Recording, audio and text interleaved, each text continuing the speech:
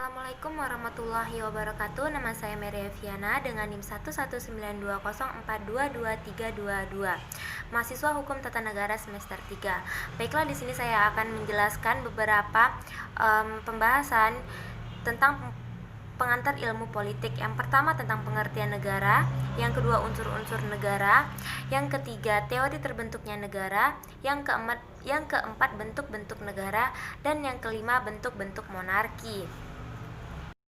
Baiklah, kita masuk ke pembahasan yang pertama, yaitu pengertian negara. Secara literal, istilah negara merupakan terjemahan dari kata-kata asing, yakni state bahasa Inggris, state bahasa Belanda dan Jerman, dan etat bahasa Prancis.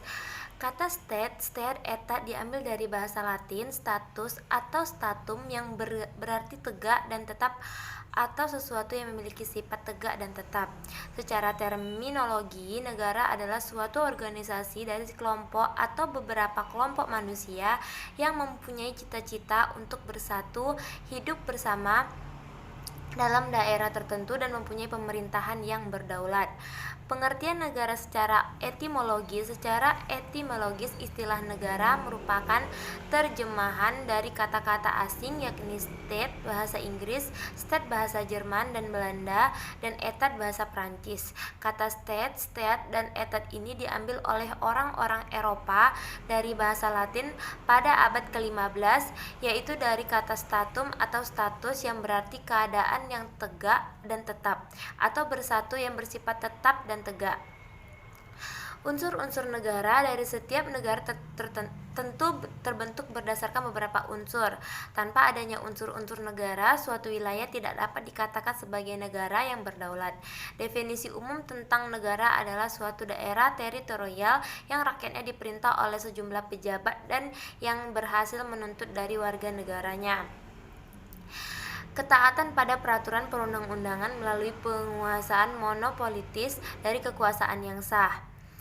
Pengertian unsur-unsur negara adalah bagian yang menjadikan negara itu ada.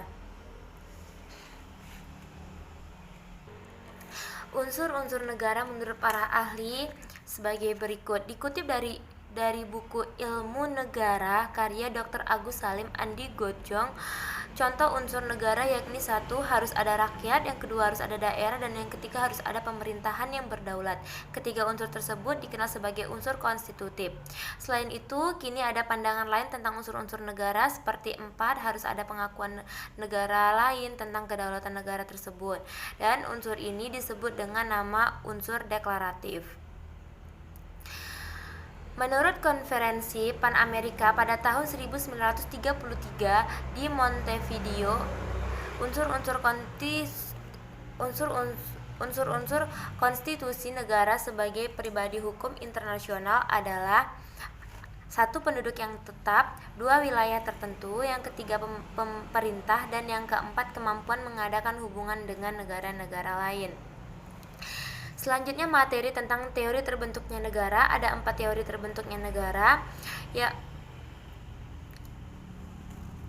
Baik, pembahasan selanjutnya yaitu teori terbentuknya negara. Ada 4 teori terbentuknya negara.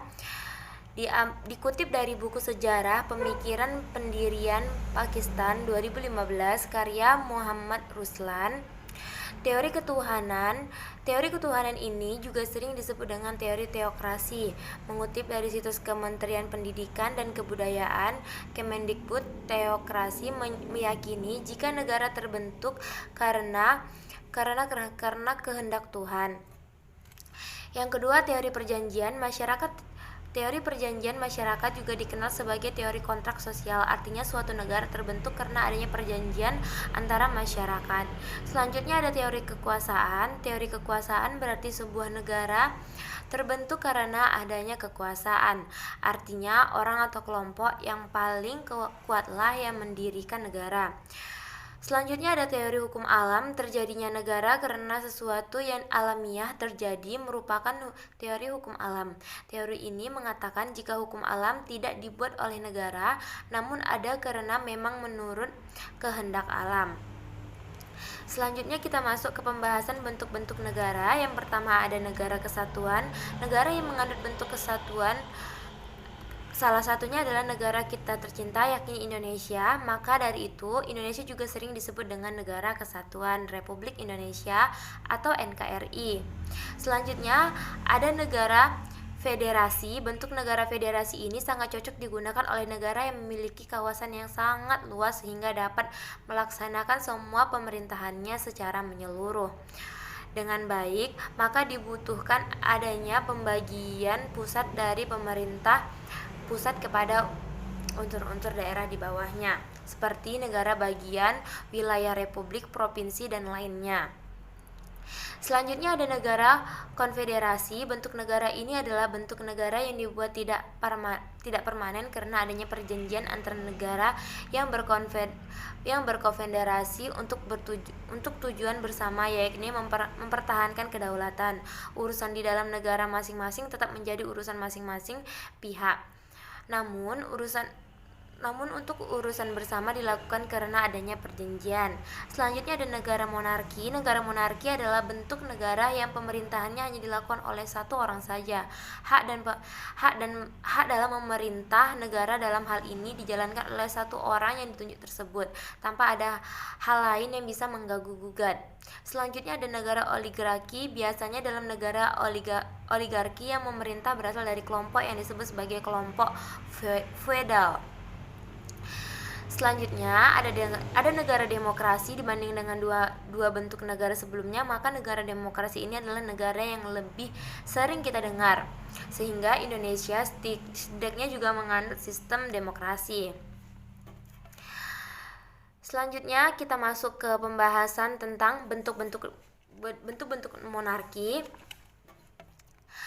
Monarki adalah bentuk pemerintahan yang kekuasaannya dipegang oleh seorang raja atau kaisar.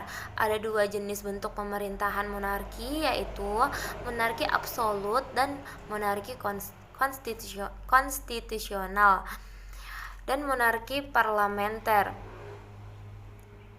Monarki absolut adalah bentuk pemerintahan yang dipimpin oleh raja, syekh, ratu, atau kaisar. Kekuasaan penguasa tidak terbatas. Ada beberapa contoh negara yang menganut sistem ini, yakni Brunei Darussalam, Arab Saudi, dan Switzerland. Monarki konstitusional adalah bentuk pemerintahan yang dipimpin oleh seorang raja, tapi kekuasaannya dibatasi oleh undang-undang dasar atau konstitusi tertentu. Contoh negara yang pernah menganut sistem ini adalah Jepang, Spanyol, dan Denmark. Yang terakhir, monarki parlementer adalah bentuk pemerintahan yang dipimpin oleh seorang raja, tapi kekuasaan tertinggi ada di tangan parlemen. Contoh negara yang pernah menganut sistem ini adalah Belanda dan Inggris. Sedangkan sistem otokrasi adalah sistem pemerintahan yang kekuasaan politiknya dipegang oleh satu orang saja. Kata otokrasi berasal dari bahasa Yunani, yaitu autokrator yang artinya berkuasa sendiri. Baiklah, hanya itu yang bisa saya sampaikan. Lebih dan kurang saya mohon maaf. Saya akhiri. Wassalamualaikum warahmatullahi wabarakatuh.